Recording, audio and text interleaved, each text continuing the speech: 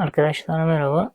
Bu videomuzda sizlere Drill Tab yani makine kılavuzu ile CNC'lerimizi diş çekmeyi göstereceğim. Workpiece'e sağ tuşlayıp Insert operasyon diyorsunuz. Hole Making modülleri içerisinde bulunan Tapping bölümüne geldik. Main menüsünden Tool kısmı var. Buradan takımımızı oluşturacağız. Tab diye yazar arkadaşlar. Buradaki takım çeşitleri önemli. Çünkü seçtiğimiz takımlara göre değerler geliyor. Şimdi örneğin metrik 10 çekelim. Takım çapımız 10. Buradaki makine kılavuzundaki değerleri de buraya yazarsınız arkadaşlar. Metrik 10'a göre direkt ayarları burada mevcut. İşte PL'si yani şu kesme boyu 20 mm demişiz. Örneğin 3 ağzı var diyelim. İç değeri 1.5.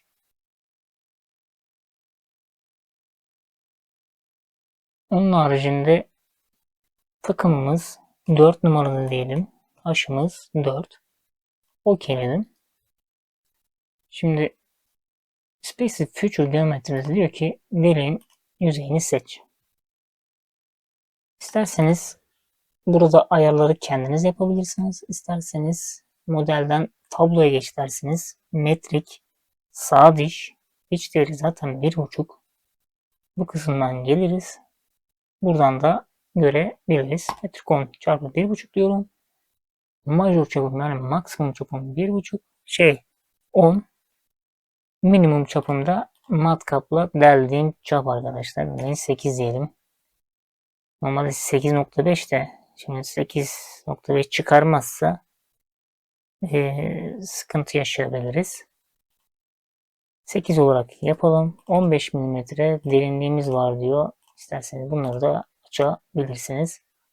OK diyelim. Geometri kısmını es geçiyorum. Tool kısmını es geçiyorum. Bit and Speed bölümü önemli. Şimdi burada örneğin devri 1000 diye verdim.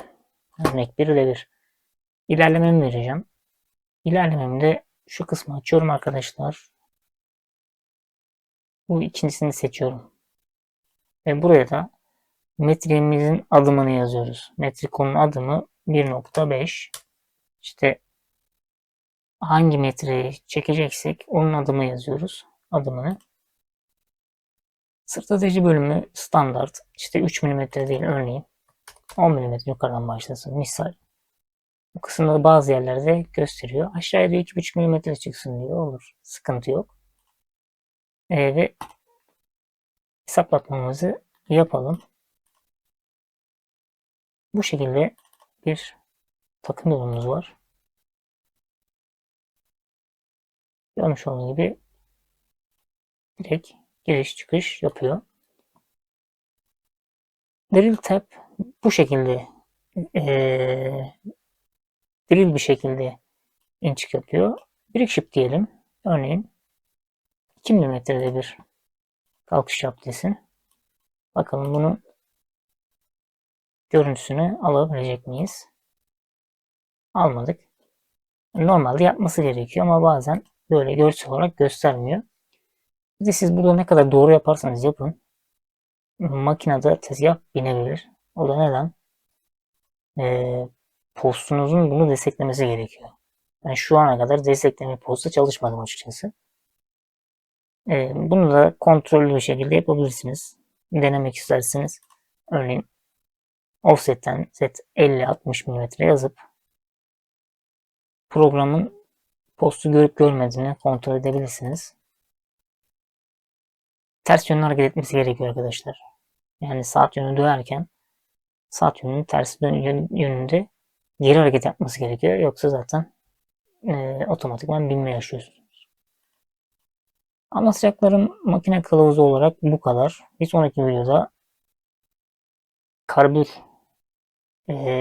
diş çekme takımı veya işte tornalı tezgahında kullanılan diş çekme katerlerinin CNC dikişlemede nasıl kullanıldığından bahsedeceğim. Bir sonraki videoda görüşmek üzere. Hoşçakalın.